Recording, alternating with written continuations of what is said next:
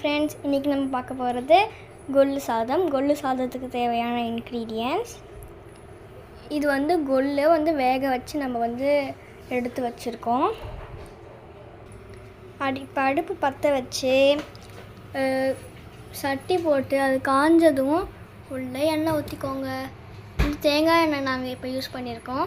அது கூட கடுகு உளுத்தம் பருப்பும் போட்டுக்கோங்க.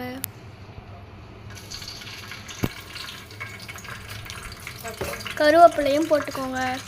அது கூட வெட்டின பூண்டையும் போட்டுக்கோங்க. வெங்காயத்தை வெட்டி கூடையும் போட்டுக்கோங்க. இந்த சாதத்தில் மிளகாத்தூள் போட போகிறதில்ல, பச்சை மிளகாவும் காஞ்ச மிளகாவும் தான் காரம் கொடுக்க போகுது. அதனால் இப்போ நம்ம பச்சை மிளகாவையும் காஞ்ச மிளகாவையும் போட்டாச்சு. அது கூட முந்திரையும் ஆட் பண்ணிக்கிறோம். வெங்காயத்தை வதக்கினதுக்கு அடுத்தது தக்காளியையும் சின்ன வெங்காயத்துலேயும் போட்டுக்கிறோம்.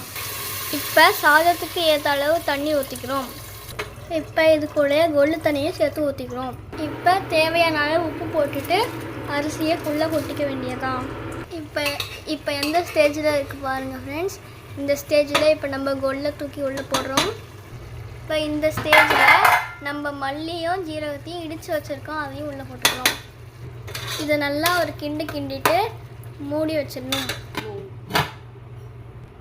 அடுப்பை ஸ்லோவாக வச்சுருக்கணும். ஓகேங்க, சாதம் ரெடி ஆகிடுச்சு. எவ்வளோ சுட நல்லா கரெக்டான பதத்தில் வெந்திருக்கு. இது கூட அப்பளம் தான் நல்லா இருக்கும்.